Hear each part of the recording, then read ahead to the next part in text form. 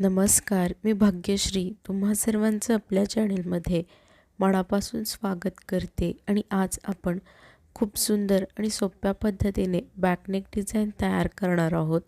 तर त्याकरिता इथे मी बॅक पार्ट कट करून ठेवलेला आहे, ज्याची पूर्ण उंची आलेली आहे 13.5 इंच, शोल्डर आलेले आहेत 5 इंच, आर्म होल म्हणजेच मुंडा आलेला आहे 5.5 इंच, छाती आलेली आहे 8.5 इंच आणि येथे कंबर बॅकडाट मिळून ती आलेली आहे 8 इंच. आता इथे वरच्या बाजूला आपण आपल्या गळ्याची मार्किंग करूयात. तर इथे मला माझे रेडी शोल्डर 2.5 इंच हवेत, म्हणून मी अर्धा इंच मार्जिनचा घेऊन 3 इंचावरती एक मार्क करते. त्यानंतर आता आपल्याला टेपला त्याच पॉईंटवरती ठेवून घेऊन खालच्या बाजूला जी गळ्याची उंची आहे ती 9.5 इंच घेते आणि येथे जी खालची गळ्याची रुंदी आहे ती येथे मी 2.5 इंच घेऊन व्हिडिओमध्ये दाखविल्याप्रमाणे इथे तुम्हाला एक बॉक्स तयार करून घ्यायचा आहे. इथे तुम्ही मात्र तुमच्या अकॉर्डिंगलीच गळ्याची उंची आणि रुंदी घ्या. त्यानंतर आता इथे तुम्हाला आपण नॉर्मली जसा पानगळ्याचा आकार ड्रॉ करून घेतो ना, सेम त्याच पद्धतीने येथे देखील तुम्हाला ड्रॉ करून घ्यायचा आहे.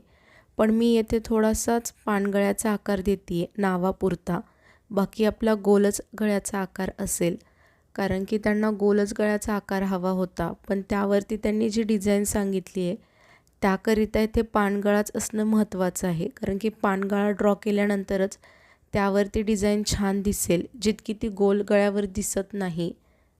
त्यामुळे तुम्ही परफेक्ट आपला जो प्रॉपर पानगळ्याचा आकार असतो ना, तोच ड्रॉ करून घ्यायचा आहे. त्यानंतर इथे तुम्हाला व्हिडिओमध्ये दाखविल्याप्रमाणे बॅक पार्टला ओपन करून पुन्हा अगदी मधोमध व्यवस्थितरित्या फोल्ड करून घ्यायचं आहे आणि येथे थोडंसं हाताने असं टॅप करून घ्या, म्हणजेच थापून घ्या, जेणेकरून आपली ही डिझाईन आहे ती त्याच्या समोरच्या बाजूवरती देखील ट्रेस होऊन म्हणजेच उमटून येईल.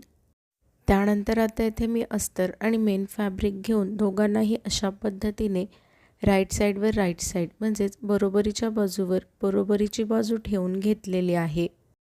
त्यानंतर आता इथे आपण जसा गळ्याचा आकार ड्रॉ करून घेतलेला आहे त्याच आकाराला अगदी व्यवस्थितरित्या व्हिडिओमध्ये दाखविल्याप्रमाणे येथे तुम्हाला त्याला स्टिच करून घ्यायचं आहे. येथे जर तुम्ही व्हिडिओ काळजीपूर्वक पाहत असाल तर तुमच्या एक गोष्ट लक्षात आली असेल, मी गळ्याच्या मध्यभागावरती त्याला बॉल पॉईंट पिन्स लावून पिन्सने सिक्युअर करून घेतलेला आहे, जेणेकरून जेव्हा आपण हा आपल्या गळ्याचा आकार स्टिच करू ना, तेव्हा आपल्या गळ्यात कापड इकडे तिकडे हलणार नाही आणि गळ्याचा आकार अगदी जसा ड्रॉ केला आहे तसाच तो स्टिच देखील केला जाईल. त्यानंतर आता इथे कमरेच्या बाजूला देखील मी अर्धा इंच मार्जिन घेऊन सरळ त्याला व्हिडिओमध्ये दाखविल्याप्रमाणे तुम्हाला स्टिच करून घ्यायचं आहे. येथे जर आपण कमरेच्या बाजूला अशा पद्धतीने स्टिच केलं तर शेवटी बघा आपल्याला कमरपट्टी स्टिच करावी लागते, तर त्याची गरज अशा पद्धतीने स्टिच केल्यामुळे लागणार नाही आहे. त्यानंतर येथे हे जे कमरेच्या बाजूला जास्तीचं कापड दिसतंय ना, त्याला देखील तुम्हाला व्हिडिओमध्ये दाखविल्याप्रमाणे कट करून घ्यायचं आहे. आता त्यानंतर येथे आपल्याला आपण हा जो गळ्याचा आकार स्टिच केला होता ना, त्याच्याच आतील बाजूस थोडंसं जास्तीचं कापड ठेवून अगदी व्यवस्थितरित्या व्हिडिओमध्ये दाखविल्याप्रमाणे संपूर्ण गळ्याची कटिंग येथे तुम्हाला कंप्लीट करून घ्यायची आहे. त्यानंतर आपण गळ्याच्या आतील बाजूस हे जे जास्तीचं कापड ठेवलं होतं ना, तर तुम्हाला इथे त्याच कापडावरती व्हिडिओमध्ये दाखविल्याप्रमाणे संपूर्ण गळ्याभोवती छोटे छोटे असे कट्स देऊन घ्यायचे आहेत. त्यानंतर आता इथे आपला हा जो गॅप क्रिएट झाला असेल ना, त्याच्याचमध्ये हाताला पास करून त्याला आता सरळ बाजूस बॅक पार्टला व्हिडिओमध्ये दाखविल्याप्रमाणे पलटी करून घ्यायचं आहे. त्यानंतर आता इथे बघा मी तुम्हाला सांगितल्याप्रमाणेच या बॅक पार्टला सरळ बाजूस पलटी करून घेतलेला आहे. आता याच गळ्यावरती आपल्याला टॉप स्टिच देऊन घ्यायचे आहे, म्हणजेच काय तर दाबटीप. दाबटीप म्हणजे काय, तर इथे तुम्हाला जसा आपण गळ्याचा आकार ड्रॉ केला होता त्याच आकाराला पुन्हा एकदा स्टिच करून घ्यायचा आहे. आपल्यापैकी खूप जण व्हिडिओज पाहतात परंतु चॅनेलला सबस्क्राईब करत नाहीत, तर प्लीज असं नका करत जाऊ. चॅनेलला देखील सबस्क्राईब करत जावा. का होतं ना, मला देखील समजत जाईल की हां, मी जे व्हिडिओज बनवते आहे ते तुम्हा सर्वांना आवडत आहेत आणि तुमच्या उपयोगात देखील येत आहेत आणि जर अशीच सबस्क्रायबरची संख्या वाढत राहिली तर मला देखील एक नवीन उमेद मिळते आणि त्याच नव्या उमेदीत मला तुमच्यासाठी असेच नवनवीन व्हिडिओज बनवण्याची प्रेरणा देखील मिळत राहते। तर प्लीज चॅनलला सबस्क्राईब करून सपोर्ट करा। त्यानंतर येथे तुम्हाला व्हिडिओमध्ये दाखविल्याप्रमाणे कमरेच्या बाजूला देखील अगदी सरळ व्यवस्थितरित्या शेवटपर्यंत स्टिच करून घ्यायचं आहे। म्हणजेच इथे देखील तुम्हाला टॉप स्टिच दाबटीप देऊन घ्यायची आहे। त्यानंतर येथे बघा अस्तर आणि मेन फॅब्रिक एकमेकांना चारही बाजूने व्हिडिओमध्ये दाखविल्याप्रमाणे स्टिच करून घ्यायचं आहे। तुम्ही इथे ही पद्धत न वापरता नॉर्मल मी तुम्हाला ज्या पद्धतीने अस्तर आणि मेन फॅब्रिक एकमेकांना फॅब्रिक ग्लूच्या मदतीने स्टिक करायला सांगते ना, ती देखील पद्धत वापरू शकता। त्यानंतर आता येथे हे जे जास्तीचं कापड दिसतंय ना, त्याला तुम्हाला व्हिडिओमध्ये दाखविल्याप्रमाणे कट करून घ्यायचं आहे। जर तुम्ही येथे अस्तर आणि मेन फॅब्रिक एकमेकांना फॅब्रिक ग्लूच्या मदतीने चिकटवलं असेल तेव्हा देखील जे जास्तीचं कापड होतं ना, त्याला देखील तुम्हाला अशाच पद्धतीने कट करून घ्यायचं आहे। त्यानंतर हे जे आपले दोन्ही बॅकडाट आहेत त्याला स्टिच करून घ्यायचं आहे। इथे मी तुम्हाला एकच बॅकडाट स्टिच करून दाखवतीये। सेम तुम्हाला याच पद्धतीने दुसऱ्या साईडचा बॅकडाट देखील स्टिच करून रेडी करायचा आहे। आता इथे आपल्याला जी डिझाईन आहे त्याचा आकार ड्रॉ करून घ्यायचा आहे।